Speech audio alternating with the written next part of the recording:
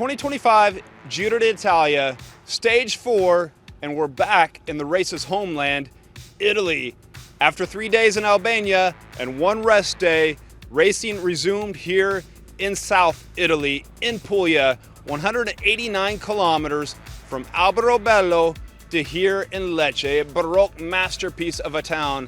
In the Giro d'Italia, just when you thought everything was going to be normal and going to plan, well, it throws you a curveball, and I got a couple for you. Stick with me. I want to let you know this Giro d'Italia coverage is brought to you by Bicycle, the best place online to sell pre-owned bikes to customers worldwide.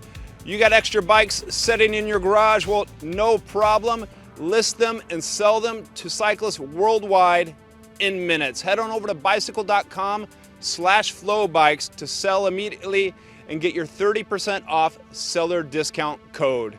All right, let's talk about the surprises. The first one for you, well, Post NL, Picnic Post NL, the Dutch team, Dutch rider Casper van Uden won this stage.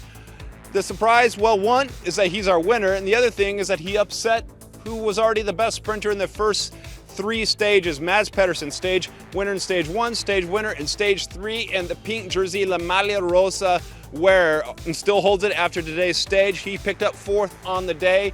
Coming in behind Van Uden, well, it was Olaf Koy. We're here in Lecce, as I mentioned before. To get into town, we have these 2 closing laps of 12 kilometers each.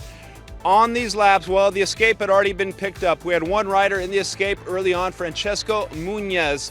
He, from Team Pulte, was caught with around 56 kilometers to go. Another key point and a sad note for us Canadian fans, well, around 126 kilometers out, there was a crash that also saw Mads Pedersen being caught up in that. Yeah, he didn't hit the ground, but one rider who did hit the ground and is now out of this race, well, that's Nicholas Zukowski, and it's a shame. I spoke with him this morning. I hope I didn't give him bad luck. From Team Q 36.5, the Canadian rider was here to help out Moschetti in the sprints, to help out Tom Pidcock with his opportunities, and to just get his own opportunities and experience in a Grand Tour. So I hope you get well, Nick, as he says his friends call him, and I hope I'm your friend, Nick. The escape, Francesco was caught with around 56 kilometers to go. We're getting here to these closing circuits. Another crash, which would be key for Mads Pedersen in his lead out, because in that crash was none other than Francesco Muniz and Søren Kragh Andersen, who was going to be the lead out rider for Mads Pedersen today. And so Mads Pedersen was already down a number, and in that crash, Mads Pedersen was held up again. So he had to come back, and he had to use energy, use bullets, and use one of his lead-out men, Dan Houle, who we saw in the final, who was working hard for him. But Dan Houle had to use his energy to help Mads Pedersen to get back into place. So we saw a sprint that wasn't quite the normal if you were tuning in on stage 1 and stage 3, back over when the race was in Albania. So coming into the final, well, it was a little bit squirrely. Riders everywhere. Visma took over, not Wout van Aert for Olaf Koy, but it was Eduardo Affini who was doing so many lead-outs for Van Aert in the Vuelta a España last year, the Italian powerhouse time trialist, leading in Olaf Koy into the finish. And we saw a couple riders dart off the front. They were washed up, caught up, and Ben Turner as well in the mix. But it was going to be Visma Lease Bike leading in Koy into the finish, and the best Mads Pedersen could do, his best option, showing his world championship power from 2019 when he won the championships. He slots into Olaf Koy's wheel, so he was well positioned despite all that, but he said it wasn't so much the positioning today, it was the legs when I spoke with him there in the mixed zone. He still celebrated with the Prosecco ceremony and the pink jersey at the finish, and I spoke with him there afterwards. We're going to get to that here in a minute. But Bart Welton did the lead out for Picnic Post NL and situated our man, our stage winner, Casper Uden. I want to talk about that other surprise. If you hear me speaking a little bit odd, well, that's because around 50 kilometers to go, I had my own incident. Went over to the little Alimentari, the little shop there where you buy goods, a little market. Got myself a pizza, which is famous from this area. It has tomatoes, onions, looks like a whole wheat bread. Looked great. Also has olives in there. Got over to my workstation, took my first bite, right into it, crack. I heard my tooth crack. I didn't realize the olives weren't pitted.